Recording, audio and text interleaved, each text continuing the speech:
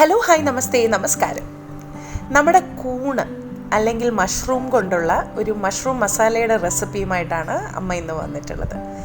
ഇത് ചപ്പാത്തിക്കും റൊട്ടിക്കും നാനിനുമൊക്കെ കൂടെ സൂപ്പർ കോമ്പിനേഷനായി തന്നെ കഴിക്കാവുന്ന വളരെ ടേസ്റ്റി ആയിട്ടുള്ള ഒരു കറി തന്നെയാണ്. കൂണെന്നോ മഷ്റൂം എന്നൊക്കെ പറയുന്നത് ഇഷ്ടമല്ലാത്ത ആൾക്കാർ ഒരുപാട് പേരുണ്ട്. എന്നാൽ കൂൺ ഇഷ്ടപ്പെടുന്ന, മഷ്റൂം എന്ന് പറഞ്ഞാൽ മരിക്കുന്ന ആൾക്കാരുണ്ട്.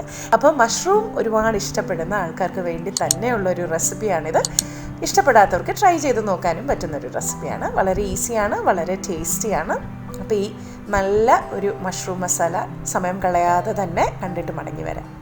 ഒരു 3 സവോള ഇതുപോലെ കട്ട് ചെയ്തെടുത്തിട്ടുണ്ട്. ഒരു ക്യാപ്സിക്കം അതേ സൈസിൽ തന്നെ കട്ട് ചെയ്തതാണ്. ഒരു വലിയ ടൊമാറ്റോ അതും ഇതുപോലെ തന്നെ കട്ട് ചെയ്തെടുത്തിട്ടുണ്ട്. എല്ലാം ഒരേ സൈസിൽ തന്നെ കട്ട് ചെയ്തെടുത്താൽ നന്നായിരിക്കും.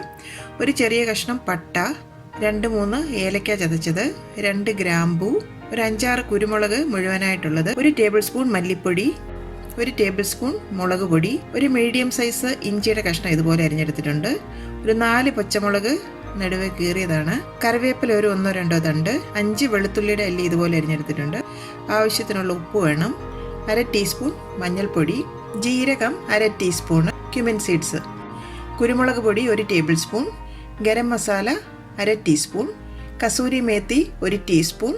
കസൂരി മേത്തി എന്ന് പറയുമ്പോൾ നിങ്ങൾക്ക് അറിയാമായിരിക്കുമല്ലോ, ഉലുവയുടെ ഇല ഉണക്കി പൊടിച്ചതാണ്. ആവശ്യത്തിന് ഓയിൽ വേണം, വെജിറ്റബിൾ ഓയിലാണ് ഞാനിവിടെ എടുത്തിരിക്കുന്നത്. പിന്നെ മെയിനായിട്ട് നമുക്ക് വേണ്ടത് മഷ്റൂം അല്ലെങ്കിൽ കൂണ്. ഞാനിവിടെ ഇപ്പം ബട്ടൺ മഷ്റൂമാണ് എടുത്തിരിക്കുന്നത്. അത് ഏകദേശം ഒരു 450 ഗ്രാം ഉണ്ട്. അത് ഇതുപോലെ ചെറുതായിട്ട് അങ്ങ് സ്ലൈസ് ചെയ്തെടുത്തിട്ടുണ്ട്. ഒരു 4-5 എണ്ണം ഞാൻ മുഴുവനായിട്ടും അങ്ങ് ഇട്ടിട്ടുണ്ട്. അപ്പോൾ കാണാൻ നല്ലൊരു ഭംഗി ഉണ്ടാവുമല്ലോ. ഈ കൂണ് കഴുകുമ്പോൾ ശ്രദ്ധിക്കേണ്ട ഒരു കാര്യം, കൂടുതൽ നേരം ഇത് വെള്ളത്തിൽ സോക്ക് ചെയ്ത് കഴുകാനായിട്ട് വെച്ചേക്കരുത്. അതിലേക്ക് വെള്ളം കണ്ടമാനം അങ്ങ് അബ്സോർബ് ചെയ്തെടുക്കും. അതുകൊണ്ട് പാത്രത്തിലേക്ക് കുറച്ച് വെള്ളം ഒഴിച്ച് ഈ കൂണിൻ്റെ കഷ്ണങ്ങളും കൂടി ഇട്ടിട്ട് നല്ലവണ്ണം അതിൻ്റെ പുറമൊക്കെ കൈകൊണ്ട് റബ്ബ് ചെയ്ത് ക്ലീനാക്കി എടുത്താൽ മതിയാകും. പിന്നെ കൂടാതെ ഒരു ചെറുനാരങ്ങയുടെ നീരും വേണം. ഞാനതിവിടെ കാണിച്ചിട്ടില്ല. കാണുമ്പം കുറേ ഇൻഗ്രീഡിയൻസ് ഉണ്ടെന്ന് നിങ്ങൾക്ക് തോന്നും, പക്ഷേ പെട്ടെന്ന് തന്നെ നമുക്ക് ഈ കറി തയ്യാറാക്കി എടുക്കാം. ഇനി പെട്ടെന്ന് തന്നെ നമുക്ക് പ്രിപ്പറേഷനിലേക്ക് കിടക്കാം. ഈ ഒരു ചട്ടിയിലേക്ക് നമുക്ക് മഷ്റൂം ഒന്ന് ചേർത്ത് കൊടുക്കാം.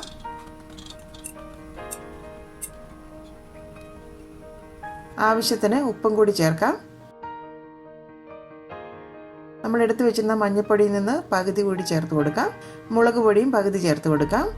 അതുപോലെ തന്നെ മല്ലിപ്പൊടിയും പകുതി ഇവിടെ ചേർത്ത് കൊടുക്കാം. 1/2 ഗ്ലാസ് വെള്ളം കൂടി നമുക്ക് ഒഴിച്ചു കൊടുക്കാം. ഇനി കൂടാതെ കൂണിൽ നിന്ന് തന്നെ നല്ലവണ്ണം വെള്ളം ഇറങ്ങി വരും കേട്ടോ തിളയ്ക്കുമ്പോഴേ.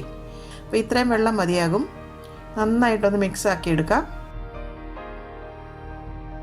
ഇനി ഇത് അടച്ചു വെച്ച് ഈ മഷ്റൂം നമുക്ക് നന്നായിട്ടൊന്ന് വേവിച്ചെടുക്കണം. അപ്പോൾ ഈ ഒരു സമയം കൊണ്ട് വേറൊരു പാനിലേക്ക് ഒരു 2-3 ടേബിൾ സ്പൂൺ ഓയിൽ നമുക്കൊന്ന് ചേർത്ത് കൊടുക്കാം. അതിലോട്ട് ആ മുഴുവനായിട്ടുള്ള മസാലയും കൂടെ അങ്ങ് ചേർത്ത് കൊടുക്കാം. മസാലയൊക്കെ ഒന്ന് മൂത്ത് നല്ല ഒരു മണമൊക്കെ വരുമ്പോൾ അതിലേക്ക് നമുക്ക് ആ ജീരകം അങ്ങ് ചേർത്ത് കൊടുക്കാം. ജീരകം ഒന്ന് പൊട്ടി വരണം, ഒന്നങ്ങ് ഇളക്കി കൊടുക്കാം. ജീരകമൊക്കെ പൊട്ടി നല്ല ഒരു മണം വന്നാൽ ഇനി അതിലേക്ക് ഇഞ്ചിയും പച്ചമുളകും കൂടി ചേർത്തിട്ട് ഒന്ന് ചെറുതായിട്ട് മൂപ്പിക്കണം.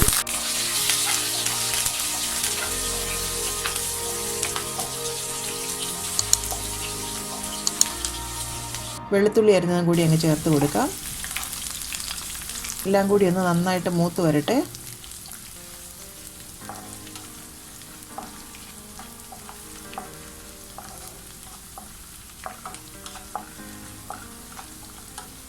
എല്ലാം മൂത്ത് നല്ലൊരു മണമൊക്കെ വന്ന് തുടങ്ങിയിട്ടുണ്ട്. ഇനി കറിവേപ്പില ചേർത്ത് കൊടുക്കാം.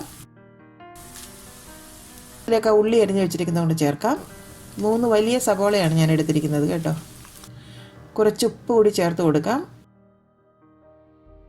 ഇനി ബാക്കി വെച്ചിരുന്ന മഞ്ഞൾപ്പൊടി അങ്ങ് ചേർക്കാം. ഒന്നങ്ങ് വഴറ്റി കൊടുക്കാം. ഇനി ബാക്കി വെച്ചിരുന്ന കുരുമുളക് പൊടി ആ മല്ലിപ്പൊടിയും കൂടി അങ്ങ് ചേർത്ത് കൊടുക്കുക. എല്ലാം കൂടി ഒന്ന് നന്നായിട്ട് ഇളക്കി കൊടുക്കാം.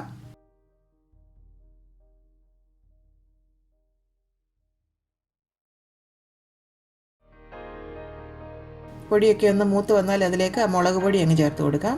ഫ്ലെയിം ഒന്ന് കുറച്ച് വെക്കണം. എല്ലാം കൂടി വീണ്ടും ഒന്ന് മൂത്ത് വരട്ടെ. ഇപ്പോൾ പൊടികളെല്ലാം നന്നായിട്ട് മൂത്ത് നല്ലൊരു മണമൊക്കെ വരുന്നുണ്ട്. ഇനി ആ ടൊമാറ്റോ അരിഞ്ഞ് വെച്ചിരിക്കുന്നതോടെ അങ്ങ് ചേർത്ത് കൊടുക്കാം.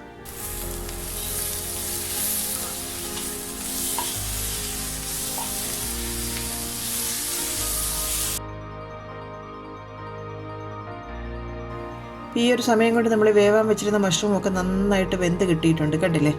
ഇതിലിപ്പോൾ കുറച്ച് വെള്ളമുണ്ട് കേട്ടോ. ഞാൻ ആ വെള്ളത്തോടു കൂടി തന്നെ ഈ മഷ്റൂം ഇതിലേക്ക് അങ്ങ് ചേർത്ത് കൊടുക്കുവാണ്.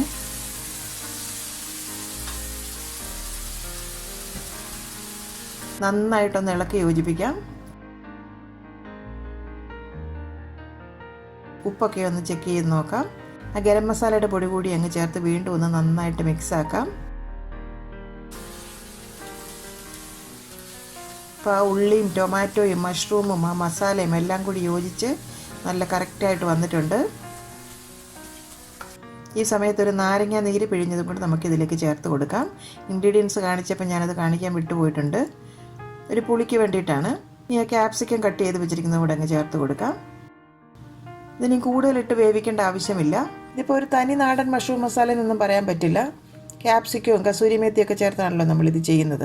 ഇനി അതിൻ്റെ ആ പുളിയും എരിവും ഒക്കെ ഒന്ന് ബാലൻസ് ചെയ്ത് വരാനായിട്ട് ഒരു 1/2 ടീസ്പൂൺ പഞ്ചസാര കൂടി ഞാൻ ചേർത്ത് കൊടുക്കുന്നുണ്ട്. അതും കൂടെ ചേർത്തെങ്കിലേ ആ ഫ്ലേവറൊക്കെ നല്ല ബാലൻസായി കറക്റ്റായിട്ട് വരുള്ളൂ. കാരണം എന്താണെന്ന് വെച്ചാൽ ഒരു നല്ല സ്പൈസി ആയിട്ടുള്ളൊരു കറിയല്ലേ. അപ്പോൾ എല്ലാ ഫ്ലേവറും ഒന്ന് ബാലൻസായി വരണമെങ്കിൽ പഞ്ചസാര കൂടി ചേർത്ത് കൊടുക്കണം. വീണ്ടും ഉപ്പൊക്കെ ഒന്ന് ചെക്ക് ചെയ്ത് നോക്കാം. എല്ലാം കറക്റ്റായിട്ട് വന്നിട്ടുണ്ട്. ഇനി അവസാനമായിട്ട് ആ കസൂരി മേത്തിയും കൂടെ നമുക്ക് ചേർത്ത് കൊടുക്കാം. കൈ കൊണ്ട് ഇതുപോലെ നന്നായിട്ട് അങ്ങ് ഞെരടി അതിലേക്ക് ചേർത്ത് കൊടുക്കാം. ഇതിപ്പോൾ ഒരു റെസ്റ്റോറൻറ്റ് സ്റ്റൈലുള്ളൊരു മഷ്റൂം മസാലയാണ് കേട്ടോ.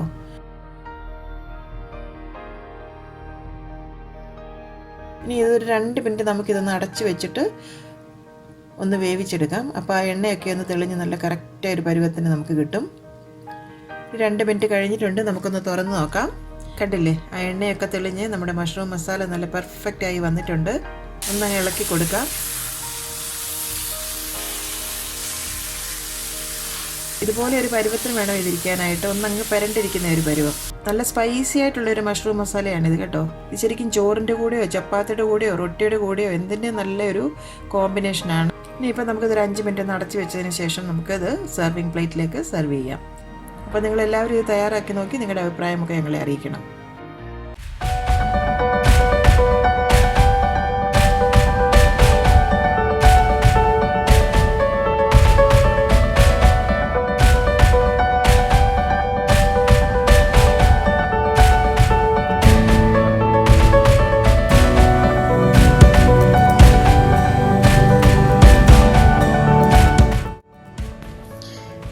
എൻ്റെ അമ്മയുടെ ഇന്നത്തെ ഈ റെസിപ്പി നിങ്ങൾക്ക് ഇഷ്ടമായെങ്കിൽ ഈ വീഡിയോ നിങ്ങൾ തീർച്ചയായും ലൈക്ക് ചെയ്ത് ഷെയർ ചെയ്ത് ഞങ്ങളെ സപ്പോർട്ട് ചെയ്യണം. ഒപ്പം തന്നെ കറി വിത്ത് അമ്മ സബ്സ്ക്രൈബ് ചെയ്യാനും ബെൽ ഐക്കൺ ക്ലിക്ക് ചെയ്യാനും മറക്കരുത്. പെട്ടെന്ന് തന്നെ ഞാനും അമ്മയും മറ്റൊരു റെസിപ്പിയുമായി എത്തും. അതുവരേക്കും നന്ദി. Good bye.